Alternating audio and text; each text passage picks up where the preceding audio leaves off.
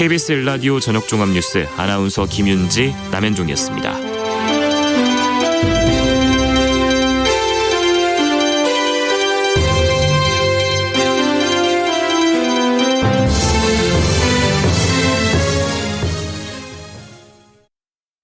지금 시각은 7시 20분입니다. KBS.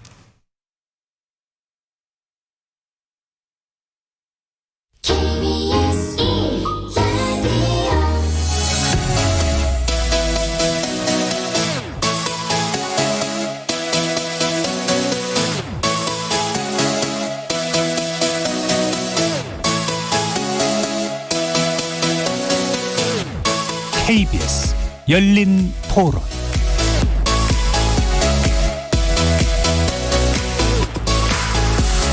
안녕하십니까. KBS 열린 토론 정준희입니다. 최근 들어서 뭐 그런 기사 같은 것도, 뉴스 같은 것도 많이 나오니까 이게 진짜 범죄구나 하는 그런 느낌을 또 많이 받는 것 같아요. 스토킹은 정말 위험하잖아요. 지금 이렇게 언론에서 방송에서 나오는 게 스토킹이 살인까지 가잖아요.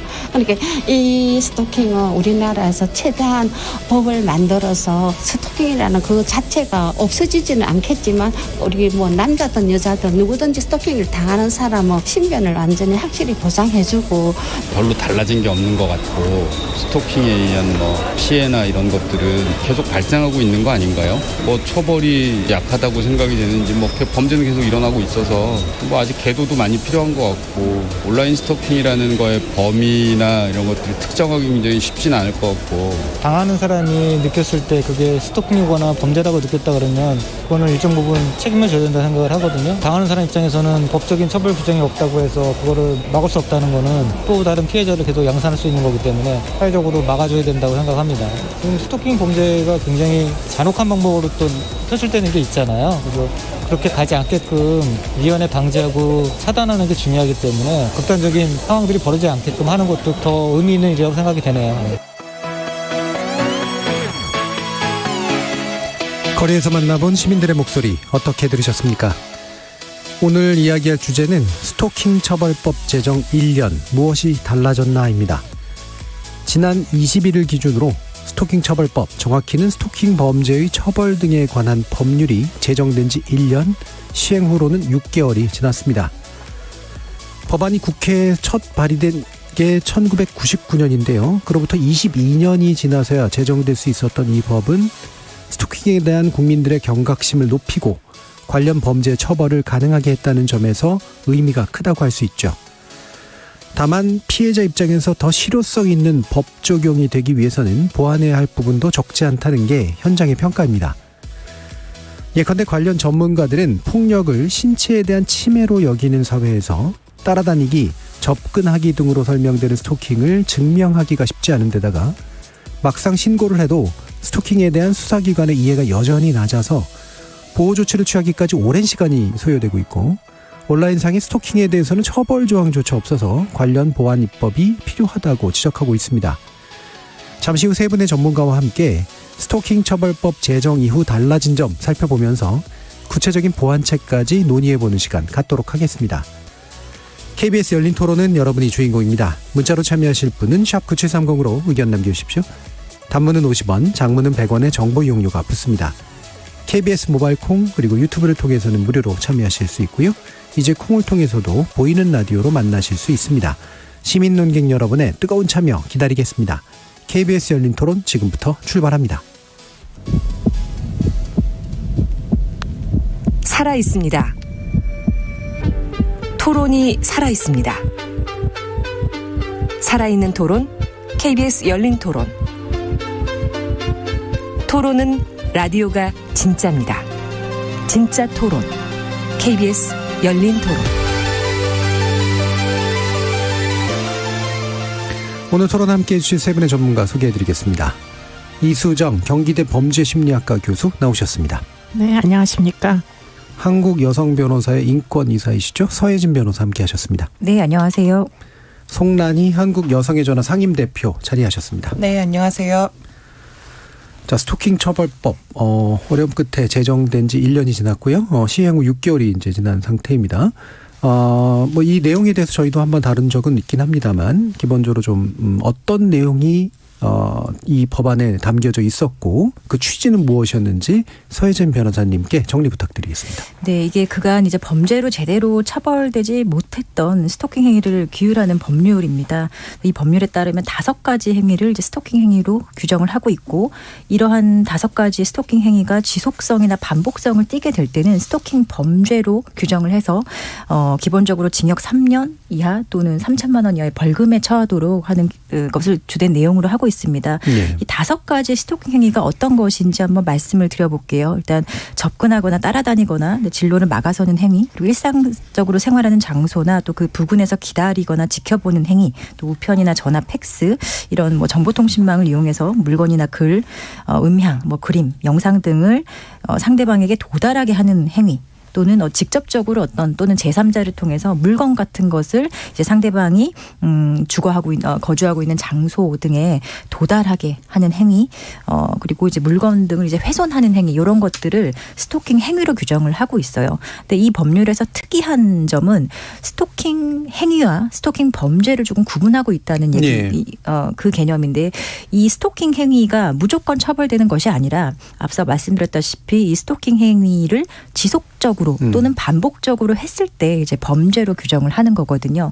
그리고 어떤 단순한 어떤 일회성의 스토킹 행위만 있다고 하더라도 그 현장의 어떤 사법경찰관의 판단으로 긴급 응급 조치라고 해서 이 스토킹 행위의 어떤 지속적으로 이게 다른 스토킹 행위로 계속 지속되거나 또 반복될 우려가 있을 때 경찰의 판단으로 또 피해자에게 접근 금지 조치를 한다든지 하는 그런 긴급 응급 조치를 할 수 있고, 또 기존의 어떤 방식으로 한마디로 뭐 체포영장이나 구속영장 같은 체계로 검사의 청구에 따라 법원이 이제 이 행위자에게 피해자에게 접근하지 못하도록 하는 그런 잠정 조치를 내릴 수 있는 것들이 이제 이런 전체적으로 피해자 보호 또는 행위자에게 어떤 제재 조치를 내릴 수 있는 것을 그 내용으로 하고 있는 법률입니다. 예.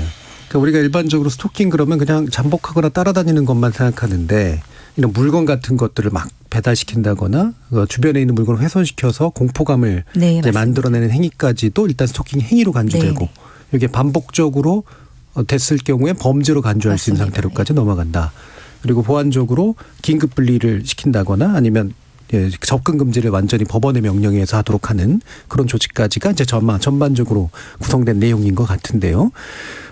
이게 이제 이수정 교수님은 이 부분에 대해서 굉장히 오랫동안 강조해 오셨고, 결국은 이게 법이 통과된 것 자체로도 뭔가 상당한 의미를 좀 느끼시긴 할 텐데, 기본적으로 이 취지와 효과에 대해서 이수정 교수님께서 좀 말씀 주시죠.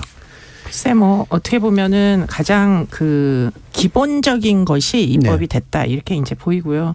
그러다 보니까 아무래도 이제 이 스토킹 피해자들이 원하시는 만큼의 이제 여러 가지 보호 조치 등은 앞으로 이제 채워 나가야 될 부분이 훨씬 더 많은데, 그나마 이제 스토킹 행위를 범죄로 여기기 시작하면서 가장 크게 달라진 점은 뭐냐면, 일단 신고가 폭발적으로 증가했다는 거예요. 그래서 지금 이제 2018년도에 아마 경범죄 중에 이제 그 지속적 괴롭힘으로 신고됐던 사건이 한 2,000건 정도밖에는 안 됐는데, 지금 이제 6개월밖에 되지 않았지만 2021년도에 지금 이 지속적 괴롭힘 더하기 스토킹으로 신고된 건수가 15,000건이라고 하거든요. 그러니까 지금 폭발적으로 지금 증가하는 추세다.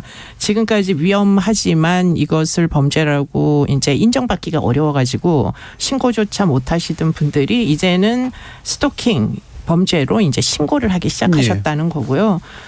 그리고는 이제 그러다 보니까 뭐 여러 가지 차원에서 이게 그 통계의 사건 수가 잡힌다는 게 일단 굉장히 크게 의미가 있다. 그래서 뭐 신고된 건수 중에 몇 건이 임시 조치가 내려지는지, 또 그 중에 몇 건이 기소가 되는지, 이런 것들이 이제 앞으로 다 통계에 잡히게 되면, 그러면 현재 하고 있는 조치들 중에 무엇이 부족한지 하는 것들이 앞으로 좀 더 분명하게 나올 것이면서, 뭐 다양한 종류의 그럼 형사 정책적 개입이 가능해질 거라고 보입니다. 네. 이걸 이제 범죄로 일단 이제 인식하게 만든 게 가장 큰 의미가 있고, 그래서 실제로 인식됐기 때문에 이제 신고 건수가 늘어나고 있어서 사례가 이제 쌓이게 되면 그 다음 선을 어디까지 잡을 것인가라는 문제에 대해서 우리 사회가 아마 한 걸음 더 나갈 수 있을 것 같다라는 그런 의견이신 것 같은데요. 송라인 대표님께서는 실제로 현장에서 이 부분을 또 다루시고 계시는 분이니까 이렇게 신고되는 거, 처벌되는 거 이런 거 나름대로 통계적으로 좀 계속 살펴보고 계시겠죠? 저희가 관심이 굉장히 많아가지고 그런데 저희가 이제 신고를 받는 기관은 아니다 네네. 보니까 경찰청 발표를 좀 주의 깊게 보게 되는데요. 그 지금 이수정 교수님께서 말씀해 주신 것처럼 그 전보다는 스토킹 처벌법 제정 이후에 신고 건수는 확실히 늘어난 것으로 보고가 되고 있고, 어제였나요? 서울청에서 서울시에 신고된 건수만 봐도 전년 동기간보다 6배 늘었다 이렇게 얘기를 하시더라고요. 저희 상담 건수로도 좀 추정해 봤을 때 이게 뭐 딱 스토킹만 일어나는 게 아니라서 저희는 이제 집계할 때 주 호소 내용이 뭐였냐를 체크를 해서 할 때도 있는데, 그게 이제 스토킹으로는 저희가 잡아봤는데요. 그 전에 2020년까지는 스토킹이 주 호소였던 게 한 11% 정도였다면 작년에 이제 좀 작년 전체로 보면 15% 정도가 스토킹 주 호소로 얘기를 하고 계셔서 아마 법률 제정의 효과는 지금 신고로는 다 충분히 드러나는 것 같아요. 근데 아직 시행이 6개월 정도밖에 되지 않았기 때문에 이게 얼마나 기소되고 얼마나 처벌이 정말 되는지는 아직 통계적으로 나와 있지 않은 상태입니다. 그 부분 아직 이제 통계적으로 파악하기엔 부족한 상태. 아무래도 뭐 시행 후 6개월 정도뿐이 안 됐으니까. 근데 그 과정에서도 좀 눈에 띄는 사례가 좀 있으신지, 이를테면은 이게 뭐 잘못 신고된 경우들이 많다거나 아니면 신고된 경우 가운데 제대로 인정받지 못하는 경우는 확실히 좀 있다라고 좀 보시는지, 뭐 두 분 말씀 좀 들어볼게요. 소 변호사님부터 좀.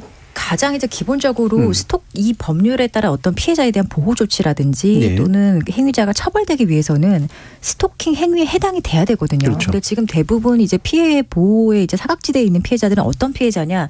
이 처벌법에서 규정하는 스토킹 행위는 해당하지 않지만 그렇지만 그 공포감과 어떤 불안감을 느끼는 것은 사실 뭐 이해 못지 않은 상황임에도 불구하고 이 처벌법상의 어떤 협소한 정의 규정 때문에 아까 5개 말씀하신 처벌 그 보호 대상에 좀 포함하지 못하는 경우, 그런 피해자들은 여전히 경찰서에 방문을 하더라도 그 부분에 대해서 경찰이 이거는 뭐 해줄 수가 없다든지 현행법상 처벌되는 스토킹 행위가 아니다라고 한다면은 사실 이 피해자들에 대해서는 그런 어떤 불안감과 공포감은 여전하지만 이것을 해소해 줄 수 있는 어떤 사법적인 구제 절차가 없다는 거에 대해서 없다는 게 이제 한계점으로 지적이 되고, 대표적으로 요즘에 어떤 것들이 문제가 되냐면 그 피해자인 것처럼 그 사칭하는 계정, SNS 계정 같은 걸 많이 만들거든요. 그러니까 피해자의 개인정보, 뭐 사진이나 이런 인적사항 등을 알아내서 하나의 사칭 계정을 만들고 피해자인 것처럼 행세하거나 또는 피해자와 어떤 특별한 관계가 있는 것처럼 계정을 사칭하는 거. 예를 들어 피해자의 남자친구인 것처럼 행세한다든지 아니면 밀접한 관계가 있는 것처럼 행세하는 경우에, 이런 경우에 피해자가 느끼는 그 공포감과 불안감은 사실 엄청나거든요. 그럼에도 불구하고 이런 행위의 지속성과 반복성이 있다고 하더라도 지금 현행 스토킹 처벌법상에 따르면 스토킹 행위로 볼 수 없기 때문에 이것은 이런 피해자들은 사실은 어떤 구제를 받을 수 있는 데가 아무 데도 없고요. 또 이런 개인을 사칭하는 계정을 단순히 만드는 것만으로는 현행법상 좀 처벌하기 어려운 부분이 있거든요. 그래서 이런 피해자들은 사실상 그 스토킹 행위 어떤 피해자, 스토킹 범죄 피해자로 포섭되지 못하기 때문에 지금 현장에서는 이런 피해자의 개인 정보를 이용한다든지 아니면 뭐 다른 정보를 이용해서 온라인상에서 이루어지는 이런 여러 가지 행위들에 대해서 사실 스토킹으로 좀 포섭하지 못하는 그런 한계 때문에 이 피해자 보호에 좀 어려움이 있습니다. 대표적으로 그렇게 사칭하는 범죄는 이게 공포를 충분히 유발하고 있음에도 스토킹으로 처벌할 수 없는, 행위로 파악되지 않는 이런 문제들. 송 대표님 어떠세요? 맞아요. 그게 스토킹의 정의 문제에서 계속 시작이 되는 것 같은데요. 이것 같은 경우에도 온라인 스토킹도 도달하게 하는 행위까지 보기 때문에 이걸 어떻게 도달로 볼 것인가가 계속 의견이 분분할 것 같고요. 그렇기 때문에 저희가 제정할 때부터 이에 준하는 행위라는 포괄 규정이 들어가야 된다라는 주장을 계속했지만 결국에 되지 않아서 이런 사각지대가 제정된 이후에도 지속되는 것 같습니다.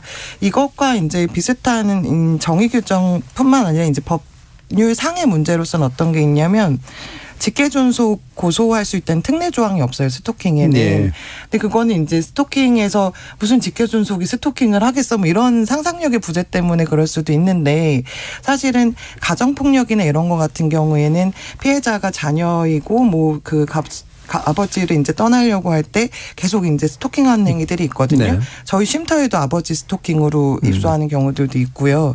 그런데 직계존속 특례가 없어요. 이 법률에. 그래서 그것도 이제 법률상의 문제로 인해서 발생하는 사각지대로 볼 수가 있을 것 같고, 나머지는 사실은 그 정의에서 얘기하는 여러 가지 것들이 이게 들어가나 안 들어가나를 아마 해석해야 되는 것들이 되게 많을 것 같은데요. 예를 들면 저희 상담 사례 중에 이 집 근처로 이사를 왔어요. 이거 그러면 그렇죠. 이제 이 사람이 거주지가 그냥 다니는 건 아니니까. 그러니까 따라다니는 건데 집 근처 이사를 왔어요. 그러면 이제 경찰에 물어보잖아요. 뭐 거주 이전의 자유가 누구에게나 네, 있고 그렇죠. 저걸 뭐 따라오고 이러는 게 아니면 이제 그래서 저는 아마 앞으로 저희 판례 같은 것들을 어떻게 만들어갈 것인지가 예. 너무 사실 중요할 것 같다는 생각이 들어요. 그거 말고도 직장에 전화해가지고 저 사람 해고하라고. 예. 그랬는데 누군지 그냥 직장에서 뭐 민원인일 수도 있고 이러니까 잘 모르는데 스토킹의 한 행위로서 그렇게 얘기하는 경우들도 있고요. 그래서 시행을 해가면서 해석도 만들어가야 되는 것도 되게 중요하고 근본적으로 법률이 좀 미비해서 생기는 문제들도 보완을 해나가야 되겠다 이렇게 생각이 됩니다. 예, 거주지를 아예 옮겨버리면 더 끔찍한데도 이게 오히려 스토킹에 해당하지 않는 좀 묘한 현상이 나타나네요. 말씀처럼 이렇게 한 서너 가지 이렇게 더 얘기를 해주셨는데 이게 참 정의라고 하는 게 쉽지는 않을 법적 정의라는 게 참 쉽지 않긴 한데 판례가 또 필요하기도 하고. 또 한 가지 말씀드리면 지금 스토킹 행위 규정에 보면 이제 정당한 이유 없이 상대방 또는 그의 동거인 가족 또는 가족에 대해서 이 스토킹 행위를 했을 때 그 스토킹 주변이. 행위로 보거든요. 예. 근데 그 목적은 피해자 이미 이제 분명한데 동거인이나 가족이 아닌 다른 밀접한 생활 관계에 있는 사람들을 괴롭히는 경우가 있어요. 예를 들어 아주 친한 친구라든지 그렇죠. 같이 살지 않지만 친한 친구라든지 아니면 직장 동료라든지 이런 사람들에 대해서 지속적으로 어떤 특정한 목적을 가지고 뭐 예를 들어 제가 뭐 담당했던 케이스는 피해자가 퇴사를 했어요. 너무 스토킹 피해를 입어서. 근데 그 피해자와 친했던 직장 동료를 계속 따라다니면서 어디로 이직을 했는지 계속 물어보는 행위예요. 물론 이 직장 동료에 대해서는 별도의 스토킹 행위가 될 수 있지만 이게 스토킹 행위의 상대방의 포섭이 안 되다 보니까 이 목적인 대상, 이 피해자에 대한 스토킹 행위로는 또 이거를 법률적으로 포섭할 수 없는 문제가 있거든요. 이게 모든 게 사실상 이 정의 규정에서 오는 문제라고 저는 생각이 됩니다. 예, 방금 들어준 예들을 보면 충분히 있을 법한 일들인데 충분히 문제가 되고 그런데 이제 문제화할 수 없는 되게 참 묘한 영역들인데 이수정 교수님 어떠세요? 이런 말씀 들어보면. 글쎄 이제 처음에 이 스토킹 처벌법을 입법을 할 때 해외 사례들을 이제 많은 분들이 이제 찾아보셨는데 크게 나누어 보자면 우리나라처럼 이렇게 어떤 행위를 열거하는 법률의 형태와 다른 하나는 아예 그냥 애매한 규정으로 추상적으로 스토킹이란 땡땡땡 뭐 이렇게 공포를 유발하는 행위로 뭐 정의한다 이런 식으로 굉장히 넓은 정의를 하는 법률들이 있더라고요. 근데 이제 전자와 후자의 가장 큰 차이는 사회적으로 이제 이 스토킹 행위를 범죄로 여기는 어떤 사회적 규범이 어느 정도는 형성된 국가들에서는 상당히 브로드한 정의를 적용을 해요. 근데 그러지 않고 이제 열거 형태는 우리나라처럼 이게 여전히 뭐 일선 경찰서에서 인식이 좀 부재하기도 하겠거니와 또 이제 사회적으로도 이제 뭐 전통적인 뭐 가치관을 갖고 있는 사람들은 뭐 이런 것까지 처벌하냐 이거 구애 행위 아니냐 이렇게 생각하는 사람들이 여전히 존재하잖아요. 그러다 보니까 지금 이 행위를 열거할 수밖에 없었던 그리고는 그 행위를 규정하고 범죄는 또 따로 이제 지속적인 뭐 이런 그 행위를 할 때라고 정의를 할 수밖에 없는 불가피성이 있었다고 보입니다. 그렇기 때문에 제가 생각할 때는 뭐 금년도부터 이미 개정안이 쏟아져 나오는데 한 3, 4년 지나면 이걸 굳이 이렇게 열거해야 될 이유가 사실 없어질 때가 올 거라고 생각이 듭니다. 네. 그럼 당분간은 이게 열거를 더하는 방식으로 할지 아닐지 이것도 참 고민스럽긴 한데 또 한 가지 여쭤볼게 이게 의사에 반했을 때라고 하는 그게 존재하는 거잖아요. 그러니까 반의사 불벌죄에 해당하는 거라고 이해할 수 있나요? 이 부분이 이제 문제가 좀 될 수 있을까요? 반의사 불법 조항을 없애달라는 얘기는 입법 단계에서부터 이야기를 했는데 이게 이제 들어가게 된 연유는 이제 남녀 간의 폭력이라 함은 땡땡땡 가정폭력처벌법에 준해서 정의하는 것이 이제 적합하지 않겠느냐는 어떤 뭐 반론이 있었기 때문에 여전히 반의사 불벌죄가 있기 때문에 가정폭력은 지금 이런 이제 대부분 연인 간의 폭력을 전제할 수밖에 없는 지금 이런 스토킹 상황을 염두에 두고 지금 이게 입법이 됐기 때문에 반의사 불벌죄가 묻어서 들어갔어요. 그런데 이 이제 반의사 불벌 조항이 있다 보니까 문제는 뭐냐면 피해자를 더욱더 무섭게 공포심을 유발하게 해서 신고를 취하하게 만든다거나 뭐 이런 이제 일들이 벌어지다 보니까 그래서 이제 지금 이 부분을 이제 그 공약에도 지금 포함을 시켰고요. 폐지론으로다가 그리고는 이미 의원 입법으로다가 지금 반의사 불벌죄를 폐지하자는 개정안이 제가 알기로는 여와 야에서 모두 지금 이제 발의된 것으로 알고 있습니다. 네. 그러니까 아마 그 방식은 초기 이제 도입 과정에서는 좀 문제가 있었지만 아마 조만간 개정될 수도 있을 이제 그런 요소인 것 같은데 뒷부분에서 좀 더 자세히 살펴보도록 하고요. 아까 이제 얘기해 주셨던 내용들 가운데 온라인 사칭 등을 포함한 일반 사이버 스토킹 범죄는 이게 상당히 심각해지고 있을 텐데도 이게 전달이라고 하는 어떤 물리적 전달에 가까운 어떤 것에 포함되지 않기 때문에 광범위하게 행위로서 그러니까 인정되지 않는 그런 측면들이 있다. 이렇게 이제 봐도 되겠네요. 어떻습니까, 소혜진 변호사님? 이게 그 조항에 보면 이런 온라인 어떤 정보통신망을 통하는 행위는 상대방에게 도달해야지만 스토킹 행위가 되는 거예요. 그래서 도달이라는 거는 상대방이 일단 인식 가능하게 하는 행위다. 이렇게 저희가 해석할 수 있는데 사실 지금은 이게 시행 6개월밖에 안 됐기 때문에 어떤 유의미한 판례가 없습니다. 그래서 이 부분에 대해서도 도달의 정확한 의미에 대해서 결국에는 법원에서 한번 판단이 있어야 될 것으로 보이는데 사실 도달이기 때문에 지금 이 문헌적인 의미만 그대로 건조하게 해석을 한다면 상대방에게 도달하지 않은 행위에 대해서는 처벌이 안 되는 겁니다. 그래서 단순히 자신의 블로그를 예를 들어 개설해서 거기에 어떤 그 피해자를 스토킹하는 내용을 계속 게시한다든지 단순 게시 행위 또는 상대방이 그 핸드폰이 너무 이제 뭐 메시지나 이런 것들이 오니까 너무 힘들어서 차단을 했을 수도 있잖아요. 차단을 했을 때 피해자는 볼 수 없잖아요. 그 사람이 보낸 메시지를. 근데 그런 것들도 볼 수 없기 때문에 그 사람은 계속 어떤 문자나 이런 것들을 발신하고 있는데 전송하고 있음에도 불구하고 단순히 피해자가 볼 수 없는 상태였기 때문에 이게 지금 도달이 아니기 때문에 스토킹 행위가 아니다. 이렇게 현장에서 좀 해석하는 경우가 많거든요. 근데 결국에는 이 도달이라는 문제 그 규정의 방식이 지금 온라인에서 일어나는 여러 가지 행위를 규율하기에는 상당히 조금 협소한 면이 없지 않아 있는 거예요. 왜냐하면 도달이라는 방식을 취했다면 반드시 피해자가 어떤 그 정보를 수신해야 된다는 그걸 전제로 하고 있는데 지금 이런 형식으로 충분히 피해 가면서 스토킹을 할 수 있는 거거든요. 그래서 이런 사이버 특히 온라인 스토킹은 사실은 이제 오프라인에서 일어나는 것보다 더 많이 일어나기도 하고 또 온라인 스토킹의 특징 자체가 피해자와 가해자의 관계가 한 30% 정도는 서로 모르는 관계에 의한 피해가 상당히 많은 거예요. 그럼 피해자 입장에서는 누군지도 모르는 그 사람에 의해서 그런 지속적인 피해를 받고 있음에도 불구하고 이런 그 도달을 입증하지 못한다면 스토킹 행위로 사실은 볼 수 없는 문제점이 있기 때문에 지금 이런 식의 어떤 온라인 스토킹 또는 사이버 스토킹이라고 불리는 이런 유형의 스토킹 피해를 호소하는 사례가 현장에서 많지만 지금 딱히 어떤 그 현행 법률상으로 좀 피해자로 볼 수 있는 그 해석의 소지가 있기 때문에 좀 정확하게 피해자로 우리가 딱 분류해서 이제 보호 조치를 취한다든지 이런 것들이 좀 어려운 점이 있습니다. 이 도달 부분에서의 이제 모호함의 문제 어떻게 보세요, 송 대표님?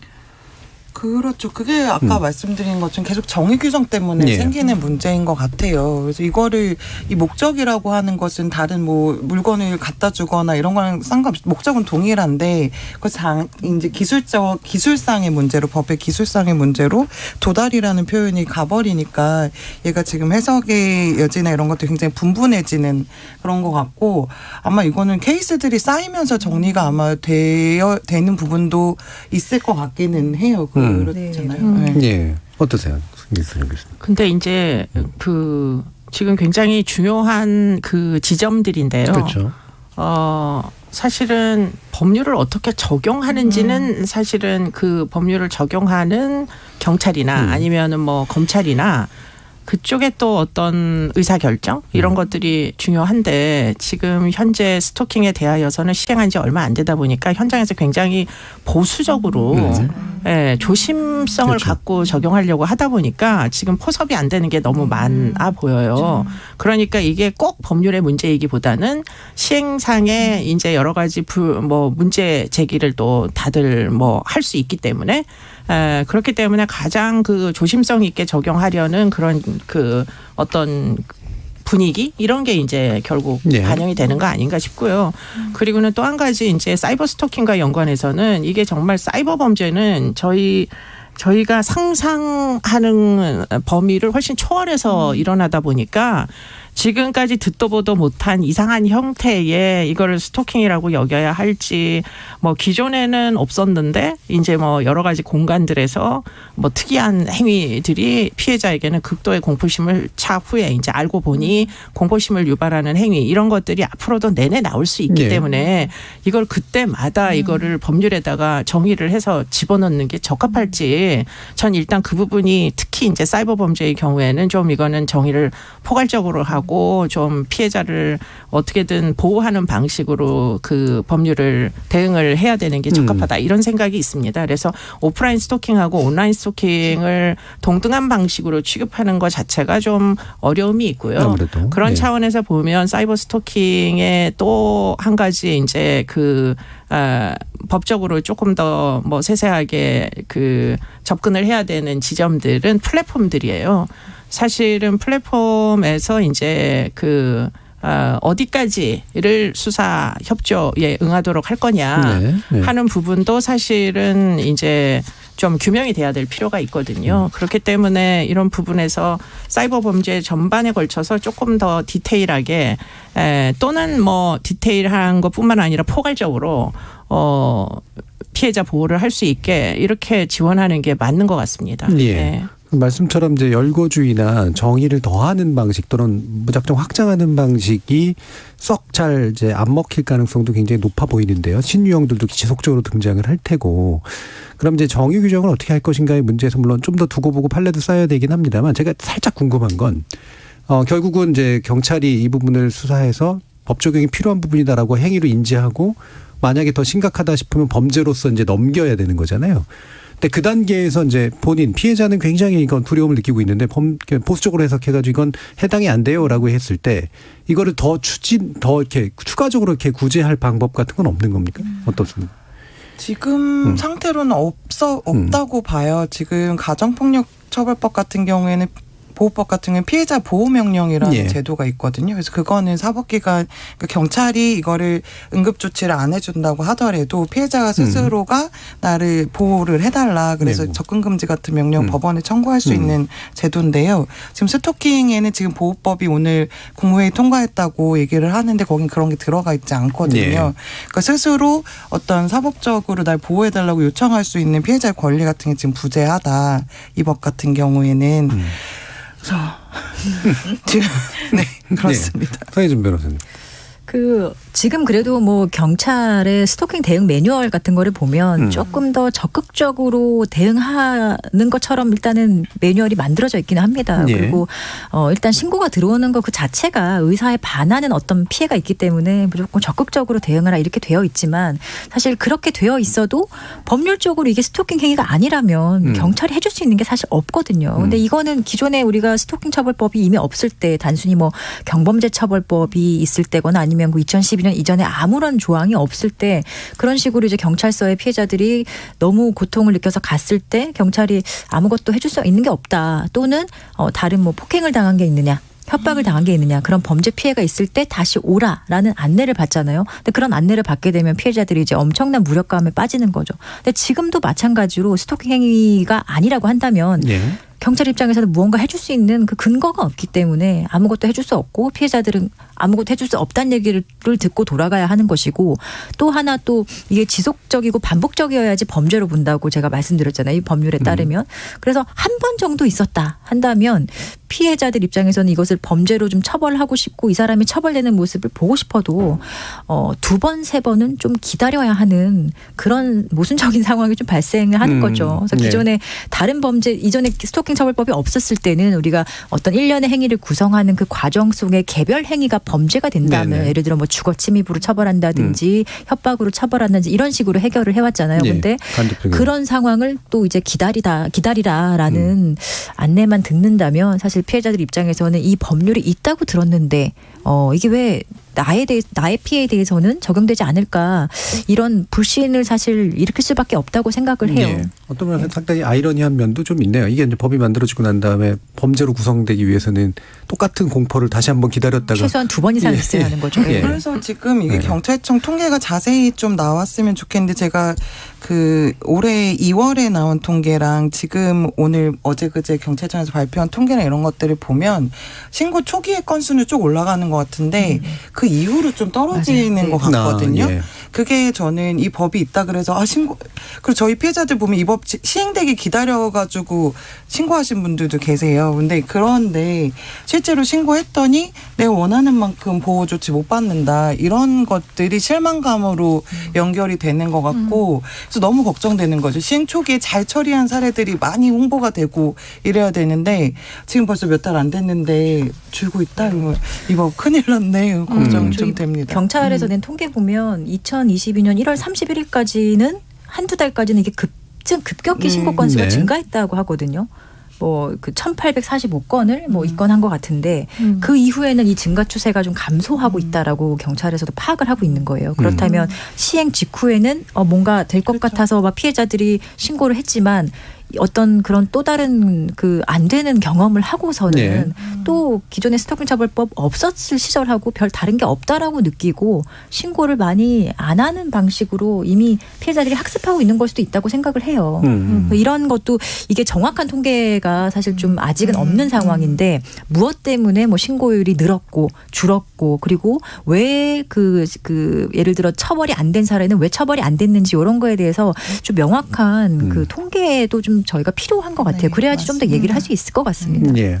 아무래도 뭐 경찰에게 뭐 적극적인 대응을 주문하는 것도 그냥 뭐 사실은 그런다고 해서 해결될 수 있는 건 아닌 것 같고 말씀처럼 법적 판단들이 내려지는데 사례들이 많아져야 좀 더 적극적으로 필요한 부분을 보완할 거냐 말 거냐 이런 경우들이 좀 생기는 것 같네요. 그래서 정의 규정이나 이런 기타의 문제들 새로 발의되고 있는 법들이 과연 어느 정도 보완할 수 있을지 뒤에서 좀 더 살펴보도록 하고요. 또 다른 측면에서 현행 법은 이제 피해자를 보호하기 위한 구체적인 행위를 이제 규정하고 있는 것들은 또 아니라서 행위를 적용하고 그다음에 처벌에 이르는 정도까지 그다음에 약간의 보완이라고 하는 것이 이제 분리 조치를 취할 수 있는 방식 접근 금지 정도 이런 거기 때문에 피해자 보호 제도를 좀 더 구체화해야 된다라고 하는 게 이제 핵심적인 또 문제의식 중에 하나니까 이 부분 송라인 대표님께 좀 말씀 부탁드릴게요. 지금 하고 있는 게 접근 금지한다거나 아니면 순찰의 그 주변을 강화한다거나 적극적으로 스마트워치 같은 거 지급한다거나 뭐 이러는 것들을 해오고 있는데요. 이건 사실 스토킹 처벌법 제정 이전에도 좀 신변 위협이 있는 피해자들한테 또 할 수 있었던 조치들이기도 한데요. 근데 지금 보도를 보면은 이 같은 조치들이 실패한 사례들이 계속 나오잖아요. 올해도 구로에서 그 남자친구라고 하는 사람에 의해서 신변보호받던 여성이 살해당한 일이 있었고 이와 비슷한 일들이 계속 일어나서 우리는 자꾸 사건이 나올 때마다 기시감이 자꾸 드는데 실제로는 별개로 다 일어나는 사건들이고 그래서 이게 초동조치라는 것이 좀 더 명백하고 명확하게 진행될 필요가 있다. 가해자에 대해서. 그 피해자에게 맨날 시계에 채워주고 이렇게 하는 걸로는 사실은 신변보호 조치가 제대로 안 되는 거 아니냐. 그래서 가해자에 대해서는 우리는 어떻게 할 것이냐. 이 부분에 대해서 저는 좀 얘기를 더 해볼 필요가 있는 것 같고요. 그리고 지금 또 접근금지 명령 같은 경우에 스토킹은 2개월 이렇게 해서 최장 6개월 할 수 있어요. 근데 저희 피해자 같은 경우에 이 접근금지 명령 끝난 다음 날 가해자한테 전화 오는 거예요. 언제 끝날지 자기가 계산하고 있다가 이제 전화하는 거죠. 그래서 사실은 실제로 이걸 보호할 수 있는 기간도 너무 짧다. 실제적으로 이런 부분도 좀 바뀌어야 되는 것 같습니다. 예전에 그 데이트 폭력 문제나 이제 이른바 이제 그 과정에서 일어나는 살인에 관련된 거 보도하신 분들과 나와서 저희 토론했을 때 이 초기에 경찰 불러가지고 문제를 이제 해결하려고 한 게 더 격분을 유도해서 실질적으로 이 바로 다음에 그 더 큰 이제 살인이라든가 폭력의 문제로 연결되는 경우들을 굉장히 많이 그렇죠. 얘기를 해주시더라고요. 그래서 여기에서 이 반의사불벌 예. 조항이 있는 게 사실은 되게 문제가 되는 것 같아요. 그런 면에서. 그러니까 이게 처벌에 이르는 과정도 중요하지만 초동 조치도 네. 상당히 아마 중요할 텐데 신속하게 판단을 해서 문제가 있다면 최대한 접근을 금지하도록 그리고 실효성 있게 이런 부분 어떻게 생각하세요? 근데 이제 그 신속하게 조치를 그 15,000건 정도가 2021년도에 토탈이 일단은 신고됐다고 말씀드렸잖아요. 15,000건을 모두 신속하게 강력하게 조치하는 건 그렇죠. 사실상 네. 어렵거든요. 네네. 그리고 그럴 필요가 없는 사건도 있을 수 있어요. 그러니까 초등 단계에서 경찰이 굉장히 효과적으로 대응을 해야 되고 그렇죠. 지금 살인 사건으로 연루될 만한 사건들은 태반이 그 전에도 뭔가 이제 기록이 남아 있는 사건들이 많이 있어요. 그런데 이제 유죄 판결을 받았던 2013년도부터 뭐 지속적 괴롭힘 포함 뭐 이런 이제 사건들을 다 통계를 내 보니까 그 중에 뭐 어떤 연구에서 거의 77% 정도가 전과가 있는 사람들이 있더라는 거예요. 그러니까 사실은 이런 케이스들이 집중적으로 초등 단계에서 경찰에 의해서 파악이 된다면 15,000건 중에 일부 건수에 집중적으로 이제 어떤 보호의 어떤 필요를 뭐 실행할 수 있게 만들 수가 있을 텐데 그러면 사실은 경찰의 초기 단계에서의 어떤 위험도에 대한 어떤 판단 뭐 기준 같은 것들이 좀 더 효과적으로 어느 사건이 스토킹이라도 생명 손실로 이어질 수 있을 것인지 하는 것들을 파악할 수 있어야 되는데 그러려면 지금 경찰이 현장에 들고 나가는 이제 기기에 PDA에 사실은 이 신고를 한 사건이 이 뭐 그 지리적인 뭐 그 정보와 뭐 그 이제 피해자의 용의자의 어떤 그 개인정보로 추정해 봤을 때 그전에도 비슷한 일을 저질렀던 적이 있는지 앞으로 또 그런 과거력을 볼 때 또 발생할 수가 또 있는 건지 이런 정보에 대한 범죄 정보에 대한 그 제공을 현장 경찰한테 안 해주면은 그러면은 15,000건 중에 어느 걸 적극적으로 개입을 해야 될지 어느 거는 뭐 좀 두고 봐야 될지 알 수가 없잖아요. 근데 현재는 알 수가 없게 돼 있다는 거예요. 그렇기 때문에 이런 것들을 좀 더 효과적으로 인명피해를 막으려면 정보에 대한 어떤 활용도를 현저히 높여야 된다. 근데 이게 사실은 이제 인권 문제 피해자가 아직은 유죄 판결을 받지 않은 상태로 지금 경찰이 조치해야 되는 대부분의 사건들이잖아요. 스토킹 사건은.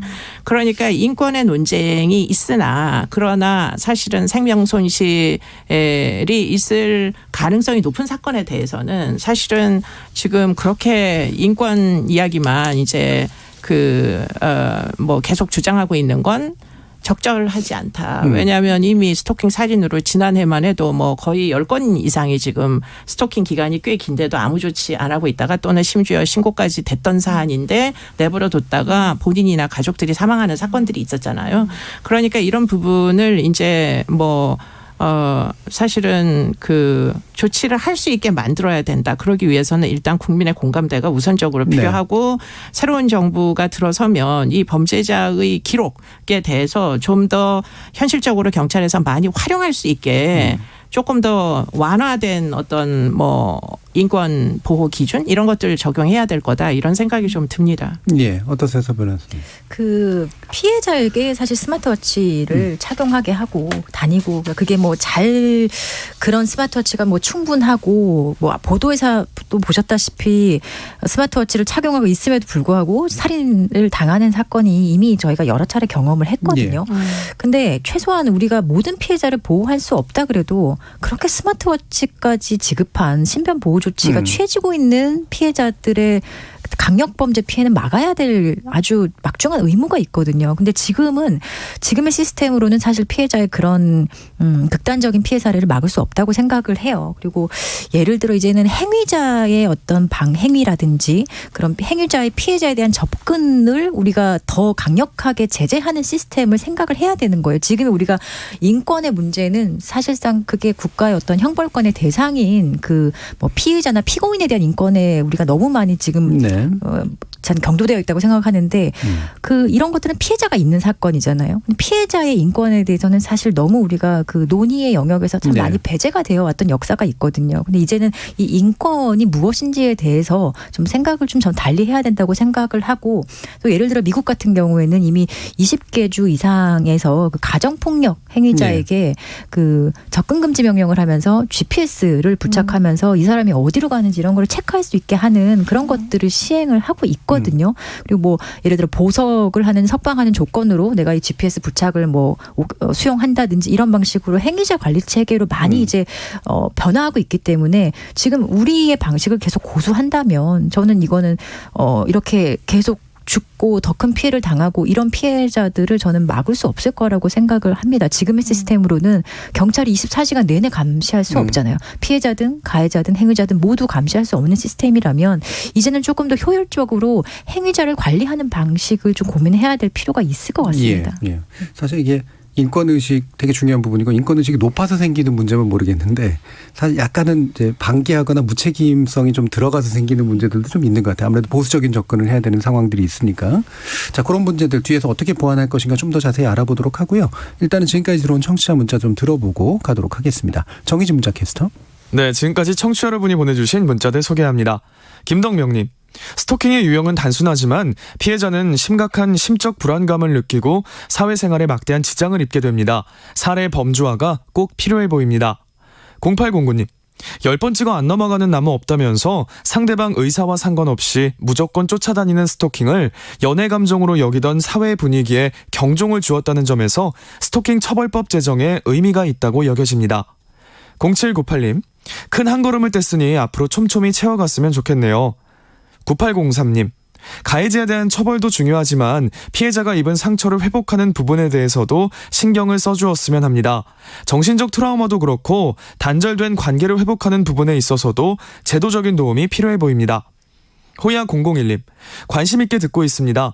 혹시 도움이 필요한 스토킹 피해자들에게 우선적으로 어떻게 대처해야 할지 매뉴얼을 말씀해 주시면 감사하겠습니다. 라고 보내주셨네요. 네, KBS 열린 토론. 이 시간은 영상으로도 생중계하고 있습니다. 유튜브에 들어가셔서 KBS 1라디오 또는 KBS 열린 토론을 검색하시면 지금 바로 토론하는 모습 보실 수 있습니다. 방송을 듣고 계신 여러분이 시민 노객입니다. 계속해서 청취자 여러분들의 날카로운 시선과 의견 보내주세요. 지금까지 문자캐스터 정의진이었습니다. 토론이 세상을 바꿀 수는 없습니다. 하지만 토론 없이 바꿀 수 있는 세상은 어디에도 없습니다.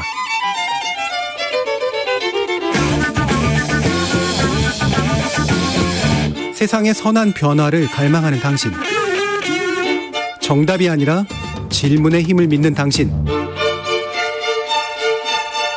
우리 KBS 열린 토론에서 만납시다.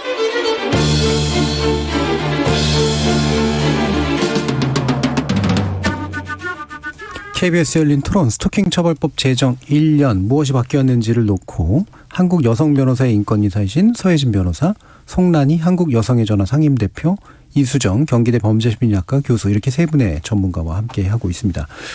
구체적인 보안입법 문제 좀 들어가기 전에 그 방금 이제 그 청취자께서 질문해 주셨잖아요. 스토킹 상황에 처하면 어떻게 대응을 하는 것이 바람직합니까? 이 부분 대표님께 한번 여쭤봐야 될 것 같은데 간단히 좀 정리해 주실까요? 그 상황에 따라서 다르겠지만 저는 스토킹 처벌법이 생겼기 때문에 신고하시는 거 1번으로 하셔야 된다고 생각하고요. 아까 이수정 교수님께서 말씀해 주신 것처럼 경찰이 정보 접근권이 높아져도 이것을 해결하려면 이 사람에 대한 정보가 누적돼야 되기 때문에 본인이 이 정도로 신고해도 되나라고 하는 것도 본인이 스토킹이라고 생각하신다면 신고를 해서 가해자에 대한 정보를 저는 누적시키는 게 굉장히 필요하다고 생각이 됩니다. 그리고 지금 전국의 가정폭력 그리고 성폭력 상담소에서는 스토킹에 관한 상담을 할 수 있게 되어 있거든요. 그래서 혼자 이런 거 하시기가 어렵다면 가까운 곳에 있는 상담소들 검색하셔서 상담을 해보시고 또 필요한 지원들을 받으시면 될 것 같은데요. 아직은 사실은 피해자 보호에 관한 법률이 제정된 상태가 아니기 때문에 다른 뭐 성폭력 피해자나 이런 것처럼 의료비 지원이나 뭐 주거 지원 여러 가지 법률적인 지원 이런 것들을 받을 수 있는 제도적인 틀은 없지만 그 상담소에서는 아마 최선을 다해서 하실 수 있는 것들 찾아내실 거니까 혼자서 너무 걱정하시지 마시고 상담소 찾으시라 이렇게 말씀드리고 싶습니다. 일단 긴가민가 하더라도 신고하셔라. 네. 그리고 상담소를 통해서 많은 도움을 받을 수 있도록 노력하셔라. 이제 이 두 부분 지적해 주셨네요. 피해자 지원에 관련된 법률이 조만간 이제 어떤 식으로도 좀 마련이 될 것 같은데 다양한 방식으로 지금 발의가 좀 되고 있는데 일단 여성가족부가 피해자 보호 등에 관한 법률을 입법 예고했는데 이 내용 서혜진 변호사님께 좀 부탁드릴까요? 네, 아마 오늘 국회에 제출이 된 것 같아요. 그래서 이 그 피해자 보호법은 보통 예를 들어 우리가 가정폭력, 성폭력, 성매매 관련해서는 행위자를 이제 처벌에 집중하는 처벌법이 있고 또 그 처벌법을 전제로 해서 피해자의 보호를 조금 충실하게 하는 그 보호의 근거 조항을 근거 조항이나 뭐 지원 체계 이런 것에 대한 어떤 근거를 두는 보통 피해자 보호법이 이렇게 분리되어 있는 방식을 취하고 있습니다. 근데 참 저는 개인적으로 이 스토킹 피해자 보호법은 사실 스토킹 아무리 늦어도 스토킹 처벌법이 시행되었을 때는 비슷한 시기에 최소한 제정이라도 되었어야 되거든요. 근데 발의라도 되었어야 되는데 사실 그때까지 이게 좀 관심의 영역 밖에 있었는지 사실 국회에서도 좀 그 피해자 보호법 관련해서 발의된 이력은 또 없고 최근에 좀 있는 것 외에는 좀 관심의 대상도 아니었기 때문에 지금 스토킹 피해자 보호법이 지금에서야 이렇게 그 정부 입법으로 국회에 제출되고 이런 것들이 저는 너무 늦었다고 생각이 듭니다. 왜냐하면 처벌법이 시행된다면 거기에 맞춰서 피해자 보호법이 아주 그 직후에라도 발맞춰서 시행이 되었어야 되거든요. 근데 이렇게 늦었다는 것이 좀 개인적으로 되게 황당하고 그 피해자 보호법의 그 여가부가 가지고 있는 기본 틀은 기존의 어떤 성폭력이나 가정폭력 피해자 보호법과 크게 차이는 없는 것 같습니다. 그런 지원 체계에 일단은 의존하고 있고 아까 송란희 대표님께서 말씀하셨다시피 가정폭력이나 성폭력 상담소가 일단은 요 피해자까지 스토킹 피해자까지 이 피해 지원을 할 수 있는 것으로 그런 근거 규정을 마련하고 있어요. 그리고 또 일단은 그 피해자의 범위를 단순히 어떤 스토킹 범죄의 피해자뿐만 아니라 그 어떤 일회성의 스토킹 행위의 피해자까지 좀 포섭을 하겠다라는 그런 내용을 가지고 있는 법률안입니다. 내용을 보니까 실태조사 문제가 되게 중요한 것 같고 교육 문제 당연히 예상 가능하고요. 지원시설을 만들 수 있는 근거 이런 것들을 제공하는 대체로 지원법들이 가지고 있는 특성들을 이제 그대로 가져온 것 같은데 이게 이수정 교수님께 다시 여쭤야 될 것 같은데 그러면 말씀하신 것처럼 왜 처벌법 제정 당시에 지원법도 동시에 제정되거나 또는 바로 후속 입법되지 못했는가 이 부분에 대해서 좀 말씀 좀 부탁드려볼까요?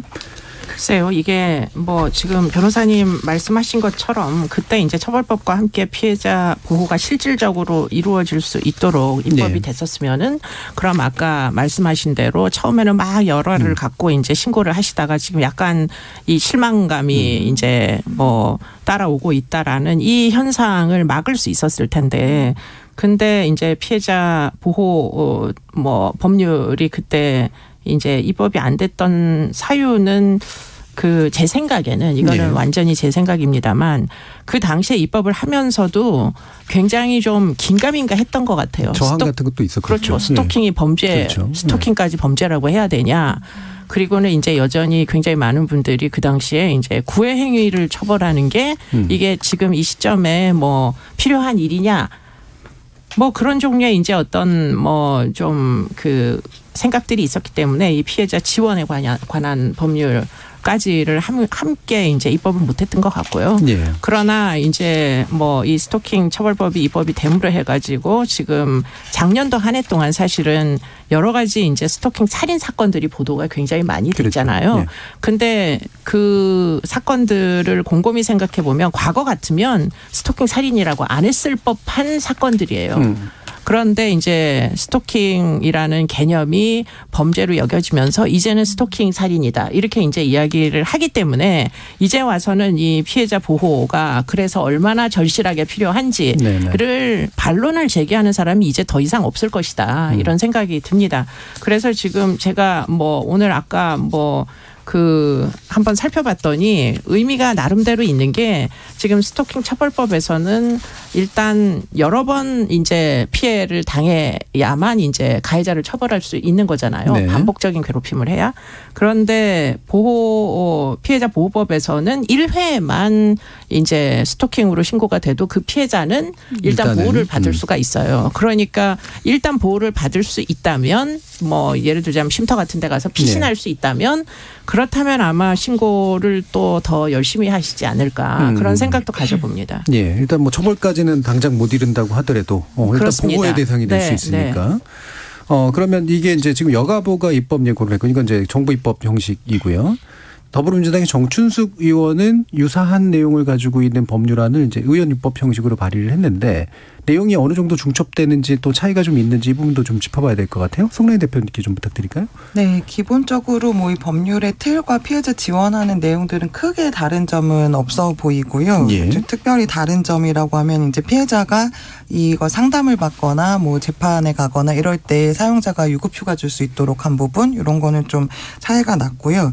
그밖에 피해자 신원과 사생활 비밀 누설 금지 조항이 들어갔어요. 그래서 이 피해자에 관한 정보를 알게 된 뭐 수사 재판 담당 공무원이나 이런 사람들은 그런 거 알리면 안 된다라는 거 하고 또 하나는 이거를 정보통신망으로 이제 신원 유출된 경우에는 삭제 지원할 수 있도록 한 부분이 정부 지금 오늘 국무회의 통과한 안하고는 가장 큰 차이점으로 보이는 것 같습니다. 예. 근데 공통적으로 이제 말씀해 주신 것처럼 문제는 피해자가 적극적으로 이 법의 사법적 조치를 요구할 수 있는 아니면 수사사법부 절차에 이제 접근할 수 있는 피해자 피해자 보호 명령이라던가 여러 가지 정보권 보장 같은 것들은 여전히 좀 미비하다는 점이 있고 그리고 처벌법에 협소한 정의 규정은 그대로 갖고 왔기 때문에 적용하는 데 있어서도 저는 크게 뭐 이렇게 이게 대단히 뭐 효과를 발휘할 수 있을까 이런 생각이 들고요.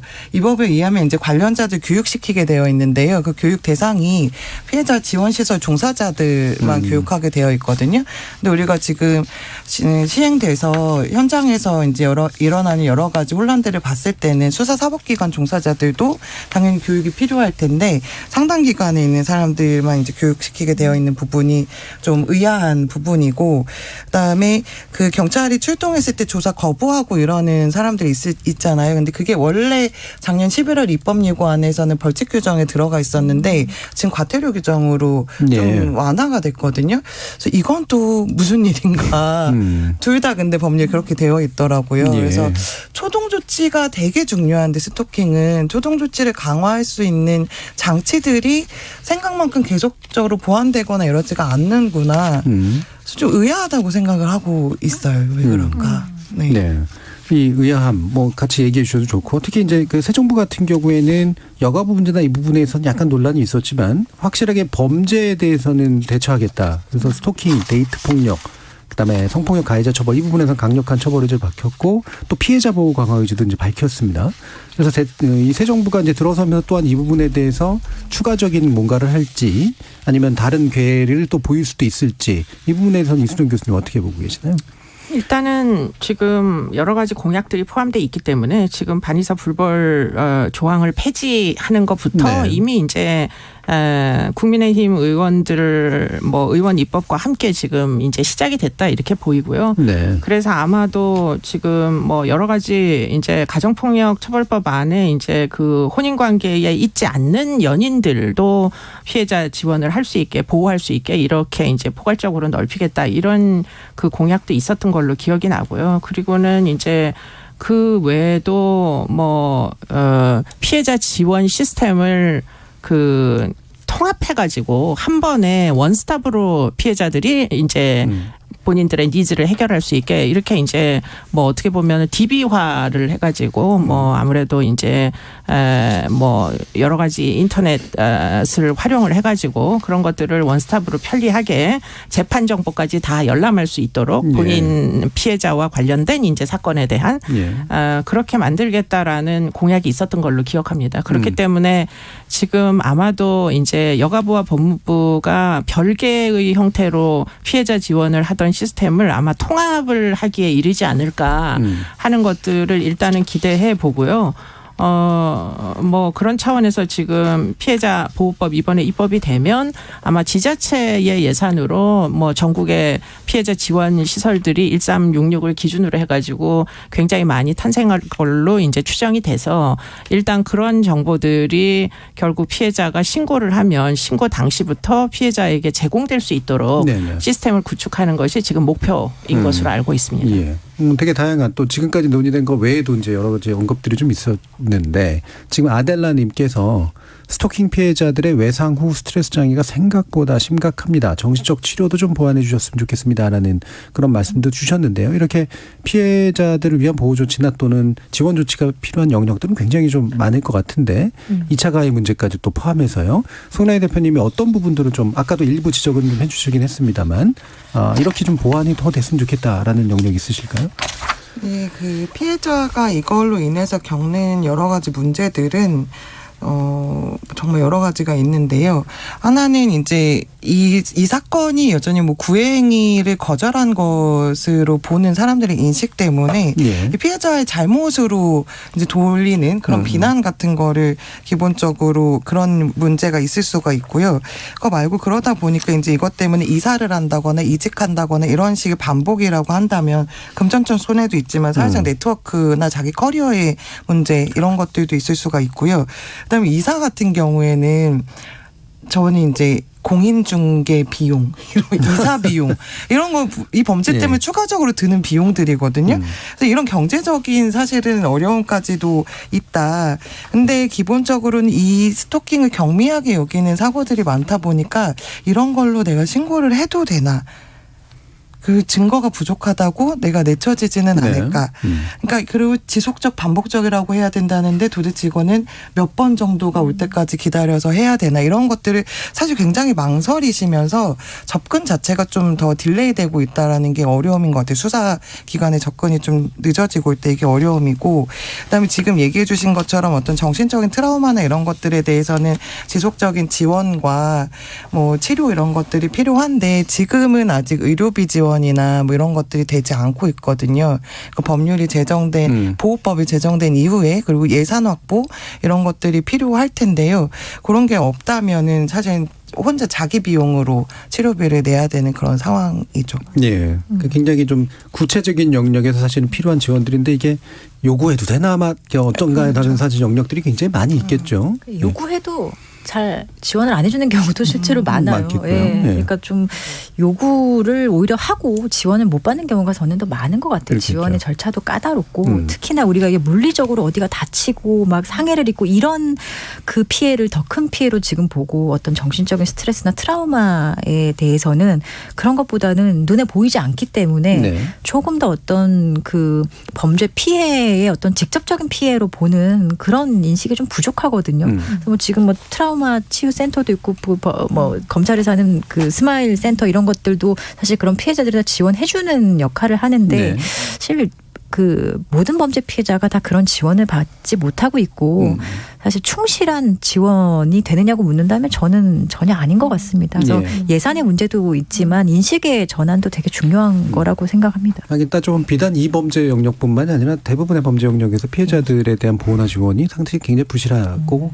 잘 안 이루어지는 면들이 굉장히 많죠. 맞아요. 그 특히 이제 이거는 신고율을 이제 아직 측정할 수가 없는데 뭐 이와 비슷한 다른 사건들, 뭐 가정폭력 같은 경우에는 신고율 자체가 2.3%밖에 안 되거든요. 2019년 그 가정폭력 실태조사에 의하면 그러니까 전체 피해를 입는 사람 중에서 피해자라는 지위를 획득하기 위한 기본적인 조치인 신고라는 행위에 접근한 사람이 2.3%밖에 안 되고 그리고 놀랍게도 상담소나 1366 이용하시는 분도 0.4% 이래요. 그러니까 제도적으로 인프라를 구축을 해놔도 사실은 접근하는 피해자는 너무 적고 그래서 이것이 이제 범죄 피해자를 지원을 강화한다고 하더라도 여기에 포함되지 않는 피해자들은 너무나 많다. 그러니까 홍보나 뭐 어떤 여러 가지 것들 같이 다 수반되어야 되는 일인 것 같아요. 예. 그럼 이게 뭐 추가적으로 또 여쭙으면 좋겠는 게 이게 지금 새로 이제 보완 입법되는 것들이 대부분 이제 여가부에게 이제 그 소관 법률 형식으로 이제 하는 거잖아요. 아무래도 이제 법무부가 처벌 중심으로 이걸 다루기보다는 여가부가 좀 더 이해도도 높고 나름대로 기존에 갖춰져 있던 어떤 뭔가를 활용하기도 더 좋다라는 판단인 것 같은데 어떻게 생각하시나요, 유수정 교수님? 뭐 이 부분에 대해서는 참 저도 고민이 많습니다. 예, 예. 네, 이제 그러실 것 같아요. 당선인의 그 뭐 어떤 주요한 또 공약 사항이 여가부 네. 폐지이다 보니까 네.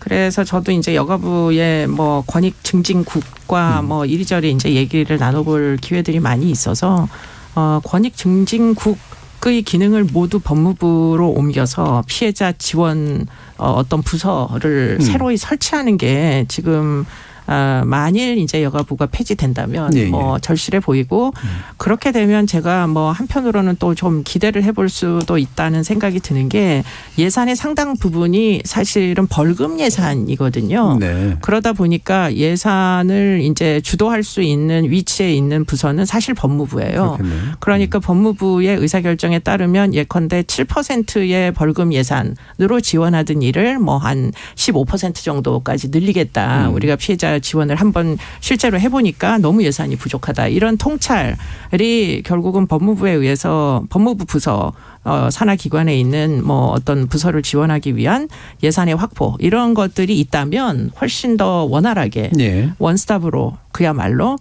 지원할 수 있는 여지가 있지 않을까 이런 생각도 해보는데요. 문제는 이제 여러분들이 지적하시는 것처럼 이 스토킹이라는 건 아직 뭐 다친 것이 아니잖아요. 그러니까 피해가 눈으로 보이지 않는 이런 피해를 그 공포를 네.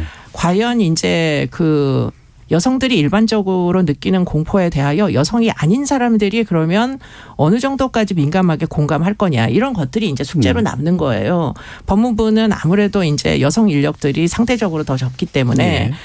그래서 이제 그런 부분이 앞으로 해결을 해야 될 문제다. 저는 개인적으로는 이제 여가부가 권익 증진국의 기능을 좀 더 확대 개편하는 것도 뭐 지금까지는 논의해 보지 않았지만 네. 업무를 수행해 나가면서 그런 목표의 변경이 꼭 뭐 없어야 된다. 저는 이런 생각까지는 하지 않아요. 그렇기 때문에 이제 다양한 업무를 좀 더 심화시켜 가지고 수행할 수 있다면 한 번쯤은 뭐 공약사항에 대하여 예. 재고하는 기회도 이제 가져보는 것도 뭐 완전 불가능한 건 아니지 않을까 예, 예. 이런 기대도 한편으로는 있습니다. 예. 피해자의 권익을 보호하고 권익을 증진하는 그런 측면에서 오히려 이제 기능 역할을 재배치하거나 재강화하는 거 이런 것도 생각해 볼 수 있고 법무부가 또 했을 때 나타나는 어떤 약간의 장점 같은 것도 동시에 고려할 수 있고 다양한 옵션을 얘기해 주셨네요. 자, 그럼 경찰 문제를 몇 가지 좀 짚었으면 좋겠는데 아무래도 이제 경찰의 인력 부족 문제는 뭐 이 문제뿐만 아니라 또 여기저기서 이제 다 이제 지적이 되는데 과연 스토킹 범죄에 대한 이해도도 높이고 전담까지도 할 수 있을 인원을 과연 경찰이 확보해낼 수 있을까? 어떻게 현실적으로 판단하시나요, 성 대표님? 지금 경찰이 아니라서. 실제로 주변의 피해 사례를 보면 필요하다고는 생각을 하시는 거죠. 경찰이 저희 늘 얘기하는데 피해자들이 처음 만나는 공권력이기 때문에 경찰의 초기 태도나 대응 이런 거 너무 사실은 핵심적으로 중요하고 아무리 강조해도 지나치지 않는데요. 그것에 대해서 뭐 예산이나 인력을 하면 개선이 될 것인가. 예. 예산과 인력의 문제도 있지만 저는 일정 정도는 제도의 문제도 있다고도 보이기도 하고요. 그리고 저는 이 스토킹을 저도 이 문제를 처음에 어떻게 잘 해결할 수 있지 그러면 이 사람이 스토킹 자체는 이미 기수인 범죄도 있고 미수인 범죄가 같이 포함이 되어 있어가지고 예. 판단하기 굉장히 어려운데 얘의 앞으로의 위험 정도를 어떻게 측정하지? 저도 이게 제일 큰 문제더라고요. 근데 이거를 예산과 인력을 확충하면 할 수가 있을까? 네. 있을까? 네. 어떠세요? 경찰의 수사 인력이 좀 더 많이 배치가 돼야 되는 건 맞는 것 같아요. 그렇죠. 근데 경찰의 전체 숫자가 그럼 적으냐? 네네. 인구 대비 그거는 절대 그렇다고만은 얘기할 수가 없는 게 사실은 뭐 다른 부서들과 비교를 해도 네. 경찰 인력은 숫자는 꽤 많이 되거든요. 그러니까 이제 수사 인력을 그럼 어떻게 그 양질의 인력으로 뭐 현장에 배치하느냐 이게 이제 문제이고요. 그런 차원에서 제일 어려운 사건들이 지금 이런 사건들인 거예요. 네. 여기는 상당 부분 어떤 주관적 판단이 개입이 돼야 되는 그런 류의 사건 처리 절차인데 그러려면 현장에 투입되는 사람들이 상당히 전문 인력이어야만 하고 재량권이 있어야 되는데 그러면 재량권을 주면서 전문 인력들을 투입할 만한 사건이라고 경찰 자체에서 스토킹 범죄를 그렇게 여기느냐가 제가 보기에는 훨씬 이 문제의 본질로 보여요. 그러니까 아직 뭐 안 다치지 않았느냐 이런 인식을 가지고 있는 동안은 지금 뭐 누가 중요한 인력들이 배치도 안 될 것이며 배치돼 봤자 재량권을 갖기도 어려워요. 그러니까 지금 범죄 예방 모델로 전체적으로 좀 이 총체적으로 뭐 응보주에서 좀 변화가 와야지 되는 거 아닌가 이런 생각을 갖게 되고요. 외국의 경우에 그럴 때 가장 효율적인 이제 그 사례들을 들면 스토킹 범죄를 아까도 얘기한 대로 획일적으로 똑같이 처리하지 않습니다. 그걸 등급을 나눠 가지고 뭐 가장 위험한 등급 뭐 중간 등급 뭐 아직은 경한 등급 이런 식으로 해가지고 중한 등급에 대하여서는 아주 적극적인 개입을 하도록 전문 인력들도 집중되도록 이렇게 운영하는 경우들이 상당수 있었던 것이 기억납니다. 예. 그러면 스토킹 처벌법에 보면 그 스토킹 전담 검사, 스토킹 전담 경찰이 피해자를 조사하게 하여야 한다라고 규정이 되어 있어요. 네. 그리고 이 스토킹 전담 사법 경찰관에게 어떤 전문 지식과 피해자 보호를 위한 수사 방법과 수사 절차 등에 관한 교육을 이제 검찰총장과 경찰관서의 장에게 의무를 부여하고 있거든요. 네. 그래서 이건 사실 이 스토킹에 대한 그 피해 맥락이라든지 유형이나 특성에 대해서 제대로 전문 지식을 가지고 스토킹 범죄 수사에 임하는 경찰과 아닌 경찰은 사실 분명히 차이가 날 수밖에 없고 이것은 어떻게 보면은 뭐 경찰과 검찰 내부에 자신들의 어떤 그 역량의 강화 문제라고 생각을 해요. 네. 그래서 지금 그 저희가 최근에 뭐 국회에서 했던 토론회에서 경찰에서 제출한 자료를 보면 지금 스토킹 담당 경찰관들이 전국에 한 279명 정도 있다. 그중에 아예 스토킹만 전담으로 하시는 분들은 111명 정도인데 전국적인 그 수치로 봤을 때는 아직은 좀 매우 좀 적은 수치라고 전 생각을 하거든요. 근데 이런 것들도 우리가 성폭력 뭐 전담 조사 이런 것들도 초반에는 사실 많이 시행착오가 있었는데 이게 어느 정도 그 전담 조사에 대한 그 자리는 이제 법률적이나 제도적으로 성폭력 같은 것은 자리를 잡았거든요. 네. 아동 학대나 성폭력. 근데 스토킹도 이게 우리가 시행 초기이긴 하겠지만 법률에 이런 식으로 전담 조사를 명확하게 이제 의무화하고 있기 때문에 이런 거에 대해서 이제 검찰이든 경찰이든 사실 내부 역량이나 그 수사의 전문성 강화를 위해서 아주 좀 노력을 해야 되는 부분이라고 생각합니다. 예. 그럼 연관해서 이제 경찰, 검찰, 법원 이 3단계 구조를 경찰, 법원 구조로 2단계 구조로 간소화하는 것 필요하다고 보시나요, 이수정 교수님? 저는 그게 피해자 보호를 위해서는 경찰에서 당연히 법원으로 직접 뭐 임시조치나 긴급 응급조치나 뭐 이런 식으로 이제 가야 된다고 생각하고요. 그런데 이 문제를 다룰 때 한편으로는 또 고민이 되는 게 이게 방어권이에요. 이게 아직은 뭐 가시적인 어떤 신체적인 피해가 발생하지 않았기 때문에 그렇기 때문에 뭐 이 이제 스토커 입장에서 보면 내가 아직 아무 짓도 안 했는데 왜 나는 네네. 지금 범죄자 취급을 받아야 되냐 이런 문제들이 있기 때문에 그렇기 때문에 처음에 이제 그 공약 만들 때부터 이 이제 스토커들을 전자적으로 감시를 하는 노력을 해야 된다. 피해자에게 이제 스마트워치만 지급해서는 될 일이 아니다. 이런 이제 그 논의를 했었는데 문제는 그렇게 될 경우에 그럼 재판을 거치지 않고 방어권도 없이 지금 그렇게 전자적인 제재를 받는 것을 수용할 거냐. 너무 저항이 심해서 이게 사실은 뭐 인권 논쟁뿐만 아니라 문제가 현장에서 굉장히 많이 발생할 거다. 이런 또 지적들이 있어가지고 그렇겠네요. 사실 포기를 하다시피 했거든요. 그러니까 지금 그렇게 뭐 검찰을 제외시킨다고 이게 사태가 나아질 거라고는 좀 더 보기가 어렵습니다. 사실. 예. 네. 자, 마무리 시간 한 1분 정도 송 대표님께 들어야 될 것 같은데요. 어느 정도 아까 뭐 보안 얘기 많이 해주셨지만 아쉽게 느끼시는 부분들 한번 정리해 주시죠. 핵심적으로는 저는 그 정의 규정 계속 얘기하기 때문에 네. 포괄적인 보충 규정으로 정의 규정 변화하는 것이 스토킹을 우리 사회가 어떻게 보는가를 반영하는 것이라고 생각이 되고요. 그리고 피해자에게 피해자 보호 조치를 지금 이제 법률 만들어서 강화하는 것도 되게 필요하지만 초반에 가해자에 대해서 명확하게 우리가 어떤 조치를 하고 처벌을 할 것인가 이런 부분에도 좀 중점을 두고 정책적으로 관심을 많이 가질 필요가 있다. 라고 생각이 됩니다. 그래서 어렵게 22년 만에 만들어진 법률인데 얘가 실효성이 정말 있어야 되거든요. 그래서 아직 6개월밖에 시행되지 않았지만 정말 잘 처리한 사례들도 더 많이 홍보되면서 피해자들이 신고하셔도 됩니다. 국가가 안전하게 당신을 지켜줍니다. 이런 신뢰들을 좀 보여줄 수 있는 케이스들이 많이 나오기를 기대합니다. 알겠습니다. 자, 오늘 KBS 열린 토론은 스토킹 처벌법 관련된 논의로 진행해 봤는데요. 오늘 함께해 주신 송란희 한국여성의전화 상임대표, 이수정 경기대 범죄심리학과 교수, 그리고 한국여성변호사인권인사 서혜진 변호사 세 분 모두 수고하셨습니다. 감사합니다. 네, 고맙습니다. 감사합니다. 시대의 흐름에 따라 법이 바뀌는 건 당연한 일이죠. 과거에는 범죄로 취급됐던 사안이 비범죄화되는 것도 적지 않고 전에는 범죄가 아니었던 게 범죄 영역으로 들어오는 것도 많습니다. 조금이라도 피해 경험을 갖고 있는 사람이라면 스토킹은 대상의 영혼을 파괴하는 범죄라는 거 부인하지 않을 텐데요. 더 많은 사람을 스토킹 범죄로 처벌하기 위해서가 아니라 스토킹으로 인한 끔찍한 피해를 조금이라도 더 줄여보기에 만들어진 법이니만큼 그 방향으로 더 실효성 있게 충실히 보완되길 바라봅니다. 지금까지 KBS 열린 토론 정준이었습니다.